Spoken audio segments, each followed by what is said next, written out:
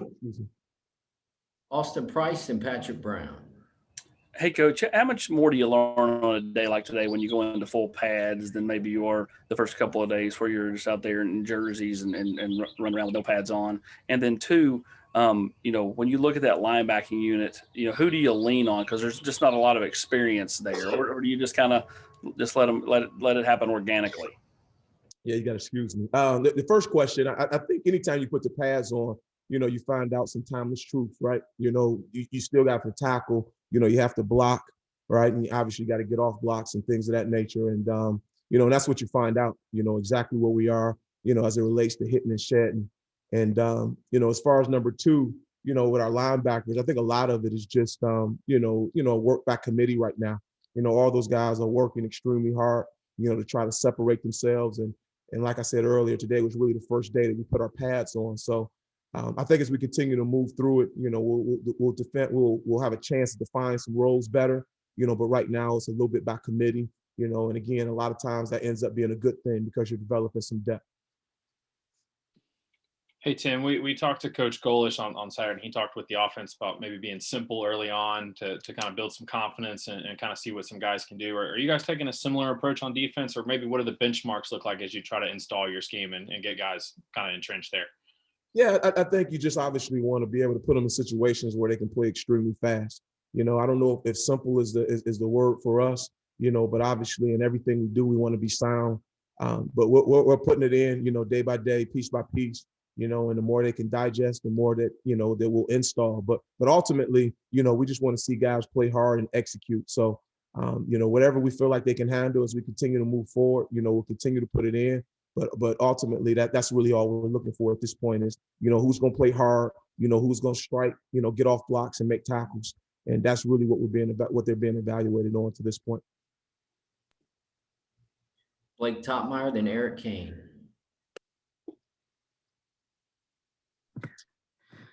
And Tim, with Will Albright, was him playing some at linebacker? Is that something he approached you all about and wanting to try that out, or is that something you guys talked to him about and trying to build some depth there? Yeah, I think we're trying to build depth at every position, so we're giving everyone an opportunity to try to showcase their skill set, and he's getting an opportunity to see if he can prove his worth, as far as a linebacker goes. And obviously, as we continue to move through spring, we'll have better information and we'll find out if that's able to come to fruition. Hey, Tim, what do you make of the defensive line so far early on in the camp? It's a position group that's, has a lot of guys returning that's played, some depth more so compared to obviously the linebackers and really the depth behind some of the guys at the defensive backfield. What do you make of that defensive line group so far? Well, again, we're a work in progress, I think the guys are trying. I think they got a lot of want to, and you guys know, obviously, for us to play at the level that we want to play at, everything starts and ends, up front, so they understand, what the standard is, and they're working very hard to put themselves in a position to uphold it. But I'm pleased. It's really only been 3 practices, and, I like the direction we're headed. Brent Hubbs, then Gustavo.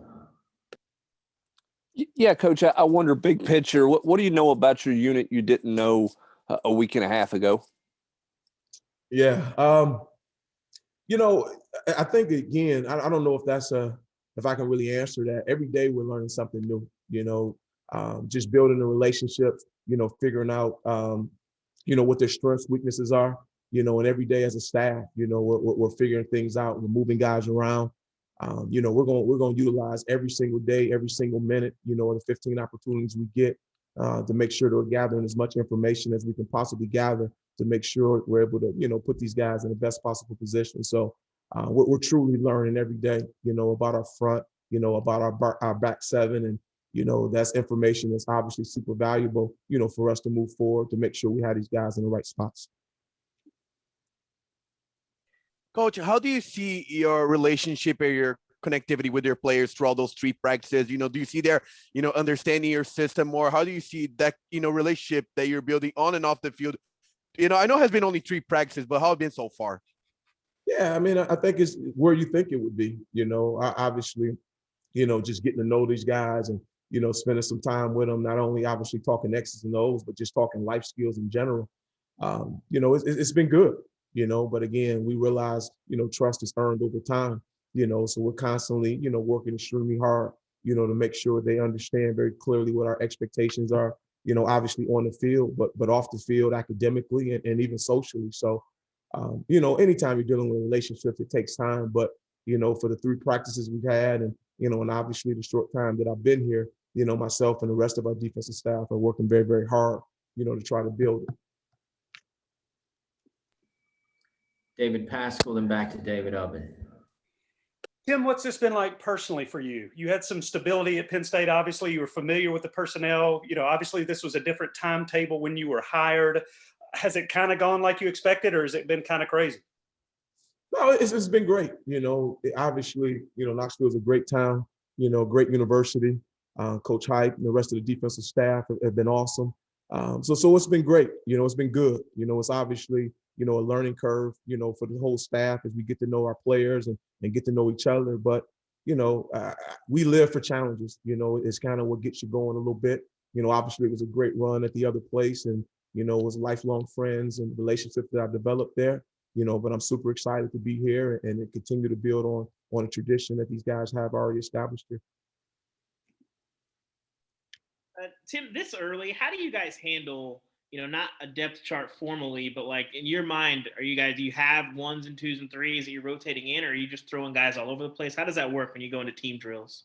Yeah, we had a standard depth chart that we have, some of it based on, obviously what we saw last year, kind of how it ended.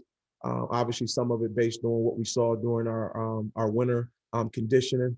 But a lot of it right now is just, alternating, switching guys in and out, trying to find the best combinations that we can have to make sure, again, that guys are in the right spots. But, again, only 3 practices. We haven't had an opportunity to switch it up as much as we will moving forward.